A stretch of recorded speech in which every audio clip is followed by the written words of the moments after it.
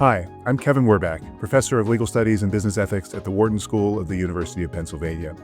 For decades, I studied emerging technologies, from broadband to blockchain. Today, AI is promising to transform our world. But AI needs accountability, mechanisms to ensure it's developed and deployed in responsible, safe, and trustworthy ways. On this podcast, I speak with the experts leading the charge for accountable AI. Alexandru Voica, is head of corporate affairs and policy at Synthesia, a major AI video platform for enterprises based in the UK.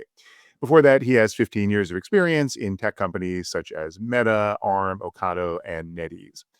We talk about how Synthesia addresses misuse cases like deepfakes and non-consensual imagery. What's wrong with the European Union's AI Act? Why Synthesia invested in complying with the ISO 42001 AI risk management standard, and how effective structured AI governance can actually speed up AI adoption. Alex, thank you so much for joining me on the road to accountable AI. Thank you for having me. First of all, why don't you tell us a little bit about Synthesia and the AI video avatar market that you're involved in? Yes, we're the world's largest AI video platform for the enterprise. And what that means in practice is that tens of thousands of businesses log into our platform every day and make content with AI. And that type of content, the best way to think about it is rather than making sort of film or entertainment, businesses are making informational content. So they're making employee training videos, customer support videos, sales enablement or product marketing.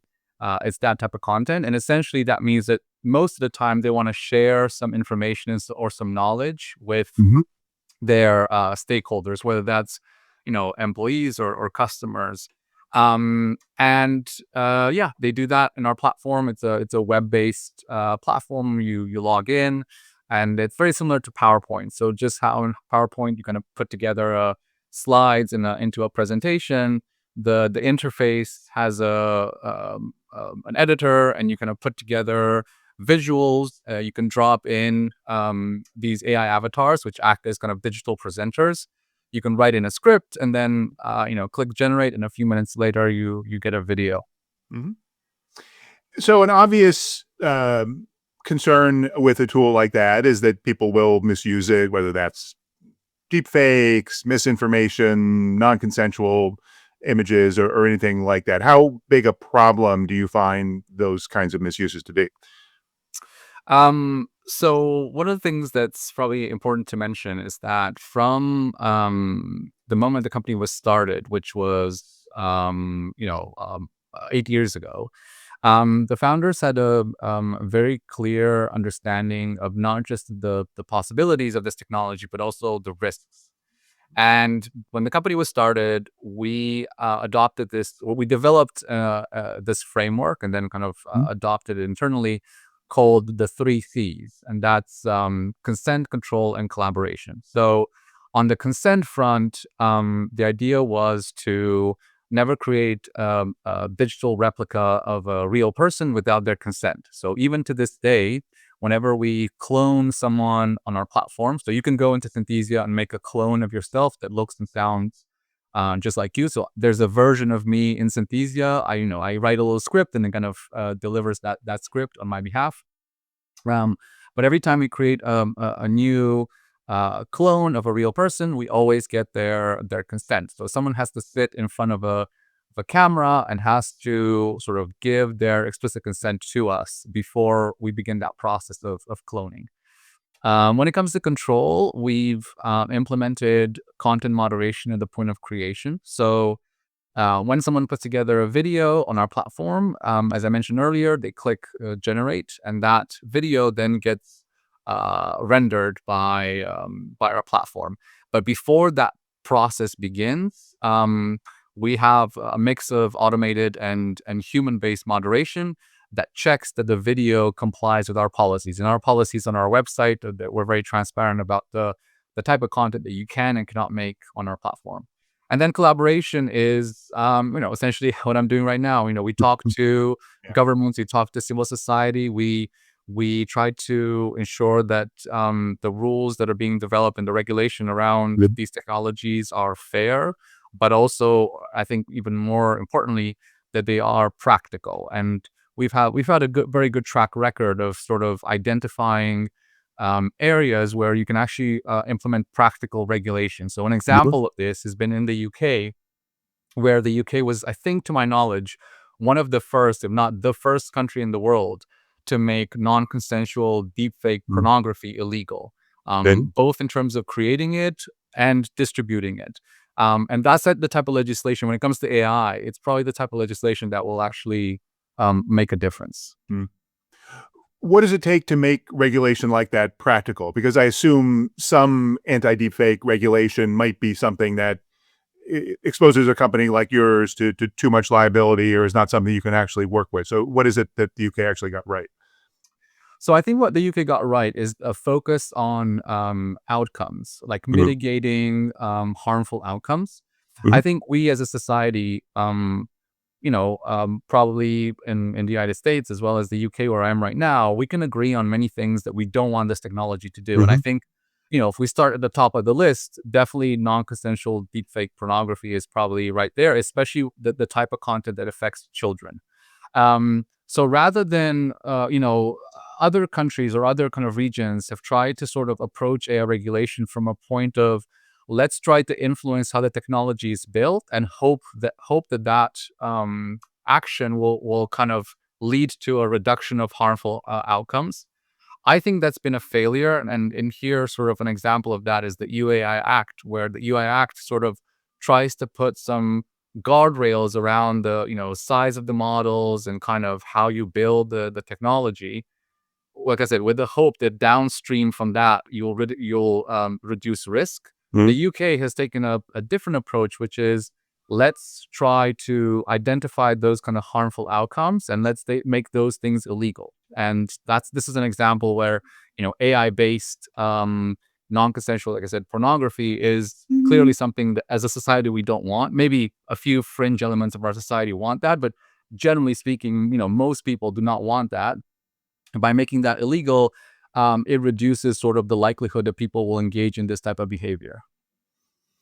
And where have you found the greatest challenges with the first two, the control and the consent piece to actually do that effectively?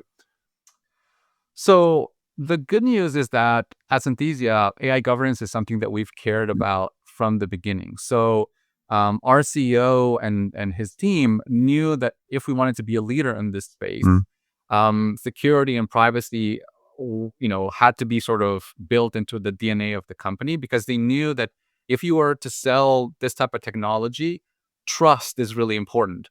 Because when you talk about, large language models and those types of technologies, with text, I mean, there are definitely risks there and there are harms. But when it comes to video, it's such a personal technology. Like, being able to replicate someone's likeness is, quite a personal thing. This is, I think, the fact that we understood this from the very beginning, and we hired, one of the examples I always give is, we had a head of security when the company was just about 50 employees, mm. right? And then we created this framework from the very beginning of the company. And I think that ensured that anything that we built after that, in the last sort of 8 years of the company's existence, anything that we built, we always kind of considered, transparency and security and all these elements at the moment that we were building it. A lot of technology companies, what they typically do is they'll build something and then they'll think of some of these issues afterwards. What I like about us is we, at the moment that we're building the product, we are thinking proactively about some of these issues. I guess though, just to play devil's advocate, someone might say that all sounds good, but there's a cost, and you're going to move slower, or deployment of the videos may take longer because they have to be reviewed. How do you factor those competitive concerns in? Um, it is always a challenge. Like I'm going to be, Mhm. honest here that, Yeah. of course, have we lost some potential business along the line because we've taken some of these steps, yes. Some of our competitors engage in kind of non-consensual deepfakes. Some of our Mhm. competitors do no content moderation. I would argue that as long as we remain very good at identifying like the positive use cases and then kind of investing energy in attracting those types of customers, I think we're not necessarily gonna be too slow to kind of Mhm. grow. The other factor to think about is that we are an enterprise focused company, so Mhm. we're not building sort of consumer products. And when you're selling to that space of the Fortune 500, they really need to trust you and Mhm. trust your brand. So having that kind of trust is not just, morally something that people probably enjoy to have, Mhm. but from a business point of view, if you are selling to But that in that space, no executive of a Fortune 500 company wants to think about what happens if someone steals my avatar and starts making sort of rogue content with it, right? uh, And if you're not careful, if you're clumsy, if you don't think about kind of security and privacy, when it comes to the decision making, it can affect the kind of procurement process if you don't have a lot of these things mhm. done professionally. Mhm. As you talked about, this has been an important element for the company from the beginning. Are there ways that your mechanisms of preventing these misuses have evolved over time? Yeah, so I think a good example of that is when we started to sort of reach scale.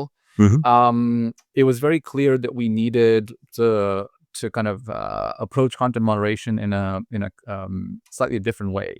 And at the beginning, a lot of the ways we did content moderation was because the technology wasn't there, was based on simple things like keywords or these kind of like simple rules based systems. But as the kind of technology improved, and especially more recently, where we've had these large language models that are very good at capturing sort of nuance and being able to perform some of these kind of content moderation tasks. So our approach to content moderation has Mhm. improved, it has kind of evolved. And we recently we participated in last year in this cybersecurity hackathon that was organized by NIST. NIST is Mhm. the U.S.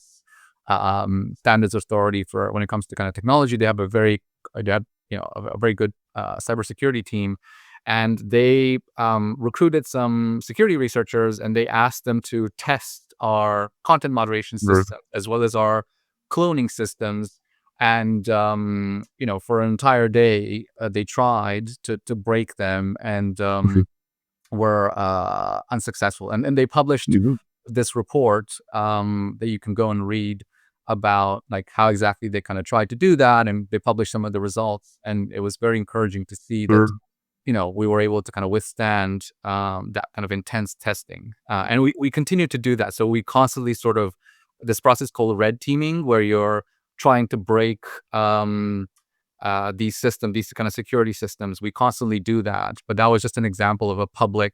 Right. We did this in a public forum, and the results are public for people who want to read them. I think Wired did an article about it, and they kind of published the report. So if people want to read that, Mhm. it's available. Terrific. There was an incident a couple years ago, though, where some political misinformation videos did slip through, and I'm curious what you learned from that experience. Yeah, so I think what happened there was, and I think when you say a few, there were literally a few Mhm. videos Yeah. where they slipped past our content moderation systems, and they ended up on social media. I think on YouTube and Twitter at the time.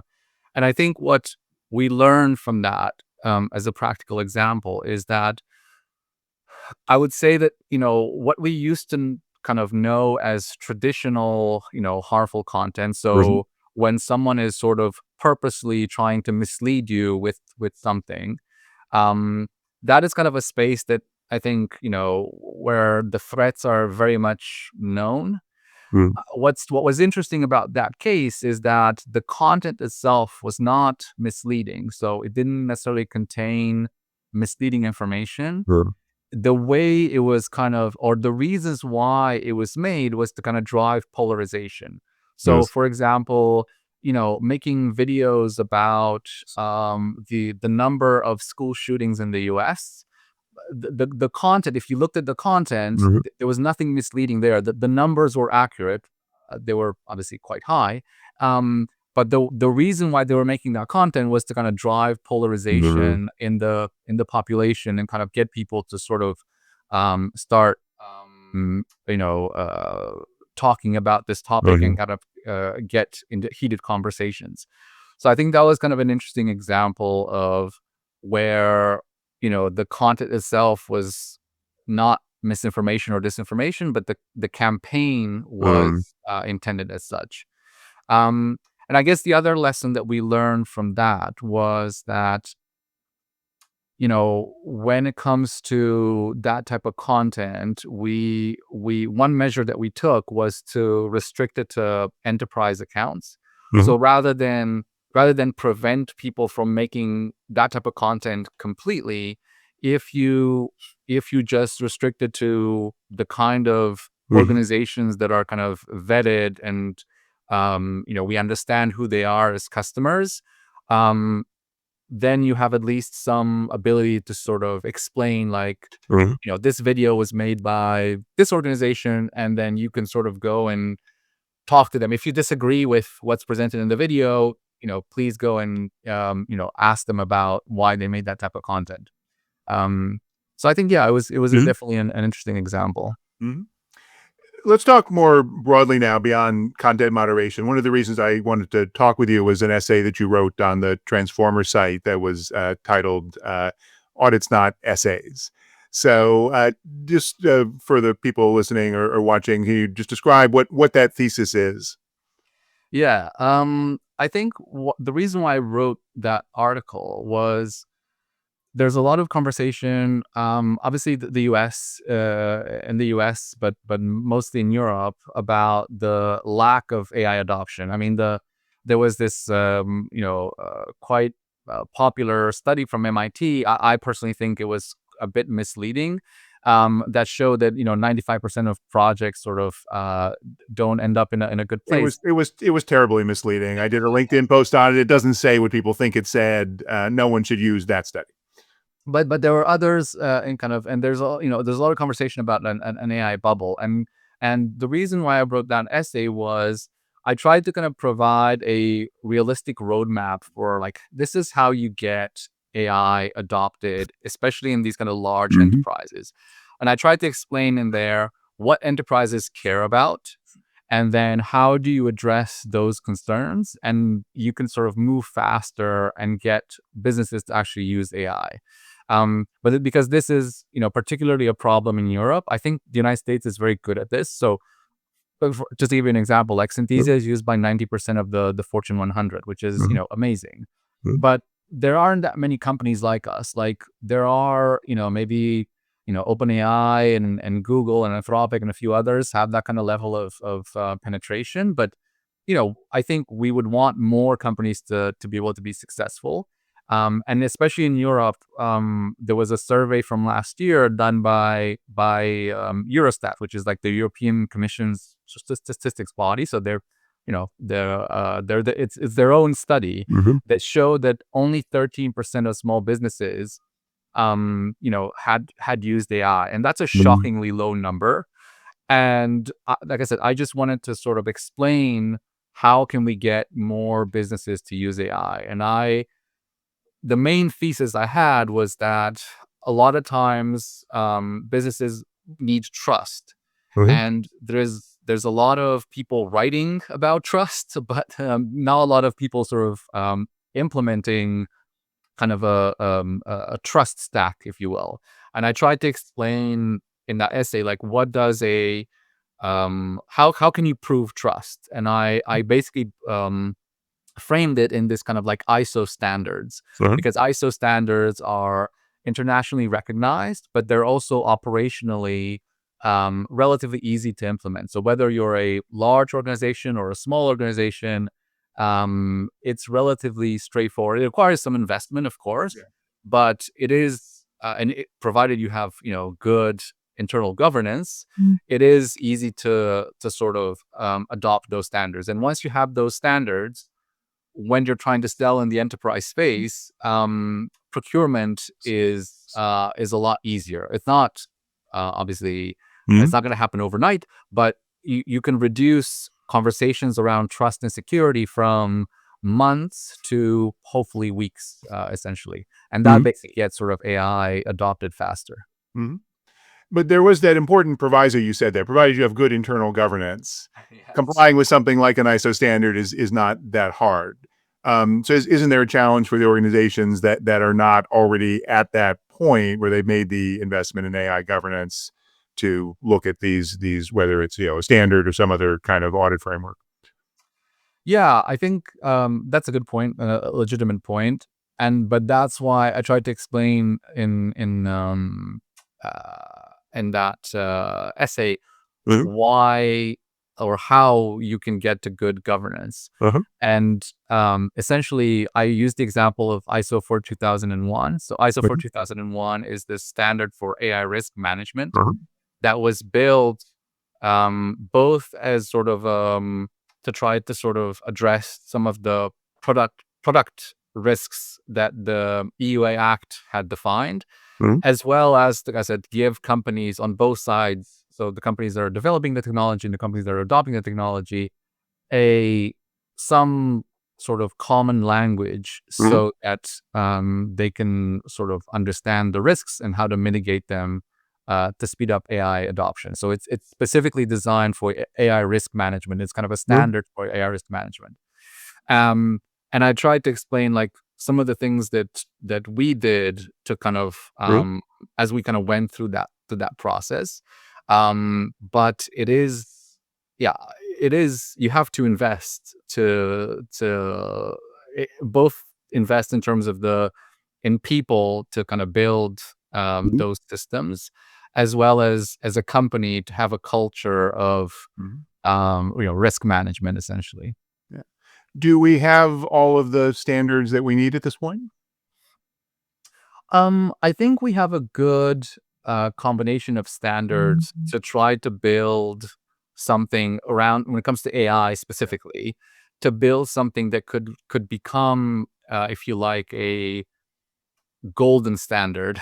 So I think if you combine like ISO 42001 with ISO 27001 and then with ISO 27701, Mhm. those kind of three standards taken together give you the combination of risk management, data privacy, and data security to kind of build this kind of trust stack. And then you could also add, SOC 2 to that equation as well. Mhm. And I think you have a very good start for, companies, especially large companies who procure AI systems or services, to be able to say, okay, this is we can begin a conversation Mhm. because you're ISO certified. Mhm. Do you find that the enterprises you're dealing with are starting to move to that point? Because this dynamic obviously works well if the large customers are insisting on it for procurement, which for various other standards and other industries is the case, but it requires them to actually want it. Yeah, I think especially when it comes to these larger organizations, Mhm. it has helped us speed a lot of commercial agreements. And I think what I'm hopeful what will happen is that it will be they'll have a downstream effect into kind of small and medium-sized businesses. So as more and more of these large organizations Mhm. adopt this technology, the small businesses would feel empowered to do so, because a lot of times the small businesses are very risk averse. Mhm. They don't have, large organizations will have teams of lawyers. They'll have, large security teams. If you're a small business with, maybe 10, 15 people, you're not going to have, you're lucky if you have maybe access to legal advice, Right. if you have access to, security advice. but you're not going to have that resource in house. But if you see that these large organizations are using these technologies, you feel like there's a certain level of comfort that gives you to be able to make that step. Mhm. But I guess the concern would be the larger organizations that have the resources to do the standards compliance and have all that in house. They would just be in a better position, even if the smaller companies might need to go down that path if they want to sell it to the enterprise. So, isn't there a danger that the standards and these requirements actually accentuate that competitive uh, differentiation? Um, there is always that risk of a moat, if you Mhm. like. Um, I think the way to sort of make it easier is what I'm kind of advocating for is this kind of scaling security as you kind of scale in size, if you like. So there was this piece of work. There's an organization called in the US called Responsible Innovation Labs, and they did this kind of mapping from small company to large organization, how you should think about sort of responsible innovation. Like, what are the things if you're just a few people starting a small business to if you're 5,000 plus employees in size, how can you think about sort of AI risk management? And because I had the opportunity to sort of provide some feedback into that process, I think they provided a very good roadmap for how could this kind of work in practice. So what I'm trying to say is that you shouldn't necessarily force ISO 42001 on a small company with, like I said, with 10 people. But what I'm saying is that once you reach, a certain size and ISO 42001 becomes a natural sort of common language between AI providers and AI adopters, because that will move faster, it will then signal to the small organizations that, hey, if this large company is using this system and or service, they're happy with it, they're comfortable with it, I can also use it because I have the confidence that the company I'm buying it for has that kind of level of trust. Um, I think it's unrealistic to try to impose those kinds of rules down into to small Mhm. business for sure. Sure. And you suggested that the kind of comprehensive approach in the European AI Act is problematic. Are there other things that governments should be doing to encourage the adoption of these more standards based and bottom up kinds of governance practices? Um, I think it's one of the things that um, I guess confuses me when I look at something like the EUA Act is this sort of obsession, if you like, with controlling how technology is built with the aim of influencing how that technology is used. Mhm. And I disagree with this approach because I don't think it works in the real world. So if if someone who has never built an AI system comes up with these sort of arbitrary rules about how Mhm. that system needs to be built, not how it should operate, but how it needs to be built, um, I think we're gonna have this kind of quite unfortunate situation where you can be fully compliant with the EUA Act, but have a system that can do a lot of damage.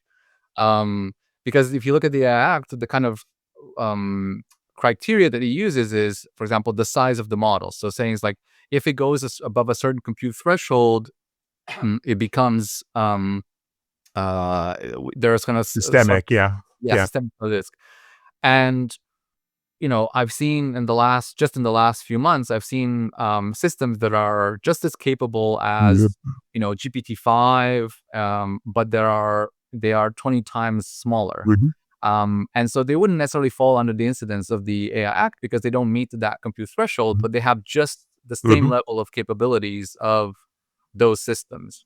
And this is what I mean when I say that rather than try to influence how technology is used by Mhm. controlling how it's built, you should try to focus on the outcomes that you Mhm. want.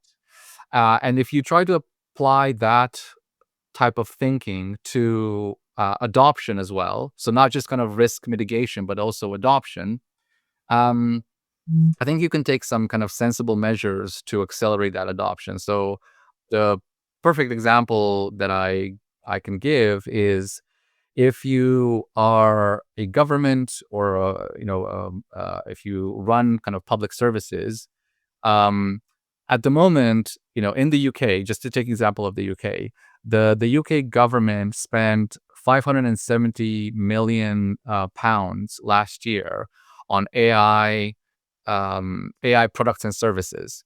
And if you look at the list, because it's public, if you look at the list of where they bought those services from, I think it's like 90. When I calculated, it was like 90 something, close to 100%, 90 something percent of all of that came from companies outside the UK. Now, I'm not saying that it should be 90% of those services should come from companies from the UK, but there's clearly something wrong here. If your goal as the UK government is to encourage adoption and development of AI technology in the UK, yet all of your procurement happens from sort of outside the UK, it's very hard to sort of you're sending the message that the UK technology is not good enough, and you don't create sort of an internal market Mm. for some of these UK AI companies to thrive, because obviously at the end of the day, if they don't have revenue, they're not Mhm. competitive. So there's I think there's this kind of balance, if you like, between the Soviet approach of the state needs to fund everything and everything needs to Mhm. go through the state, versus the state completely takes the hand off the Mhm. wheel and doesn't try to at least sort of have some incentives for the companies, like the kind of homegrown companies, to at least have a shot at Mhm. procurement. Mhm. um, so that's probably kind of I don't know. I don't have a great answer to where that space should be, Mhm. but it's definitely not at the extremes. Like Yeah. I said, I'm not a fan of this kind of like state controlled. The state controls all the means of production, but I'm also not a Mhm. fan of like let's just kind of sort of pay no attention where we're kind of distributing our as a government, we're distributing our money basically. Mhm. All right, one more thing before we wrap up. As you mentioned, Synthesia has been in this world of AI video for a long time. Now we're getting into an environment where the fidelity of these tools is increasing, the availability for lots of different use cases is much more widespread.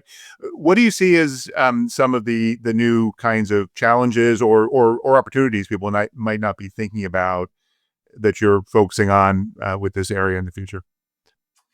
Um, that's a good question. The one thing that I'm probably the most excited about is something that is to some extent personal to me. Mhm. So when I was a kid, I'm from Romania, and when I was a kid and I was learning English, there was this was like the 1990s. Romania was in a kind of a deep depression.